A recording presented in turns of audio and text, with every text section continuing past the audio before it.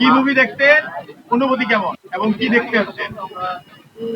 কাল ঈদের দিন ছিল, আগে ঈদ মোবারক জানাই সবাইকে। কাল ঈদের দিন ছিল, বরবাদ দেখেছি, আর আজ জঙ্গলি দেখতে আসছি। বরবাদের কি দেখতেন আসলে? মুভি দেখেছি। শাকিব খানের যে মুভিটা আসলে বাংলাদেশের ইন্ডাস্ট্রিতে কিন্তু ঢালিউডের সেরা একজন নায়ক। অবশ্যই। সেই জায়গা থেকে আপনার অবজারভেশন বলেন যে মুভিটা দেখার পরে কি মনে হচ্ছে যে ঢালিউড হলিউডের সাথে তুলনা করার ওইটা একটু বলেন। অবশ্যই ভবিষ্যতে ছাড়িয়েও যেতে পারে। লাউডলি বলো। গত বছর তো তুফান বের হয়েছে, তুফান আর এবছর তো বরবাদ, কোনটা বেশ মনে হয়? অবশ্যই বরবাদ। ছবিটার নাম বরবাদ কেন হলো, আপনি কি বুঝতে পারছেন ছবি দেখে যে বরবাদ নাম যথার্থ? একটু হালকা দিতে ময়লা দিতে হবে না শুধু আপনি আমার কাছে যেটা মনে হয়েছে সেটা বলি, ও ভালোবাসার জন্য সবকিছু বরবাদ করে দিতে পারে শাকিব খান। আপুর কাছে যাই। ঈদ মোবারক সবাইকে। বরবাদ মানে তো ধ্বংস, এটা আমরা জানি। তো সে হচ্ছে এই যে যেটা বললো যে ভালোবাসার জন্য সবকিছু ধ্বংস করে দিতে পারে, এরকমই একটা কনটেক্সট দেখানো হয়েছে। তো সেই জন্য মুভিটা ভালো লেগেছে। তো এই কনটেক্সট থেকেই এসেছে বরবাদ নামটা। গত বছর তুফান মুভি যখন বের হয়েছিল তখন বলছে যে শাকিব খানের নেক্সট কোন মুভি আসবে তুফানের উপরে। এবছর তো বরবাদ বের হয়েছে, আপনার প্রিয় মানুষের জন্য কোনো কিছু বরবাদ করতে পারবেন কিনা? ওভাবে ভেবে দেখা হয়নি। কোথা থেকে এসেছেন মুভি দেখতে? মিরপুর 11 থেকে। আরেকটা প্রশ্ন সেটা হচ্ছে যে শাকিব খানের মুভি দেখতে এই বছর তো রেটিং কত ছিল? 1 থেকে 10 এর ভিতরে 7 দিব। কেন? 7 আসলে আমাদের দর্শকেরও তো অনেক মতামতের জায়গা থাকে। তো একটু অ্যাগ্রেসিভনেসটা বেশি মনে হয়েছে আমার কাছে মুভিতে।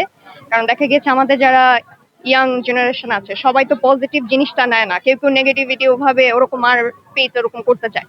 তো সেই জায়গা থেকে মনে হয়েছে যে একটু অ্যাগ্রেসিভনেসটা কমালে বাচ্চা যারা আছে ছোট ওরা দেখতে পারতো। মানে কিছু কিছু জায়গায় আমার অনেক ভয় লেগেছে। আপনারা তো বরবাদ দেখে ফেলেছেন, আজকে দাগি দেখতে আসছেন? না, আজকে জঙ্গলি। জঙ্গলি। আচ্ছা, জঙ্গলি এই নামটাই অদ্ভুত একটা নাম। হ্যাঁ, হ্যাঁ। তো এইটার রহস্যটা কি, আসলে কি দেখে আসছেন আপনারা? রহস্য দেখার পরে জানতে পারবো, এই জন্য রহস্য জানার জন্য দেখতে এসেছি। জেনে ফেললে তো দেখতে আসতাম না কষ্ট করে এই পর্যন্ত। ওকে, ঠিক আছে। আমার সাথে বলুন। আচ্ছা, বরবাদ আপনারা দেখে ফেলেছেন, এখনো যারা দেখেননি বরবাদ নিয়ে তাদের জন্য কোনো বার্তা দিতে চাচ্ছেন কিনা? হ্যাঁ, দেখা উচিত।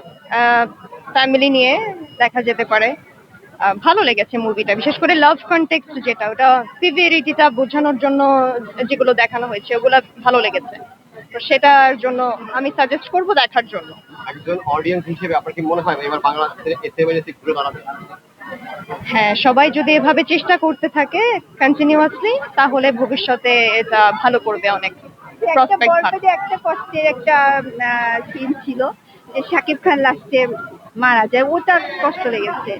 তুফান মুভিতে ওরকম দেখা যায়, তারপরে রাজকুমার সবসময় যে কষ্ট পাচ্ছে, তারপরে ওকে যেভাবে দুর্ধর্ষ দেখানো হচ্ছে, ওটা একটু খারাপ লেগেছে। আচ্ছা, 19 আমরা কিন্তু মুভি দেখেছি যে ওখানে কিন্তু আপনার অমর স্বামী থাকে, তো প্রত্যেকটা মুভিতে অমর স্বামী লাস্টের দিয়ে কিন্তু মারা যায়, তার প্রিয়তমাকে পায় না।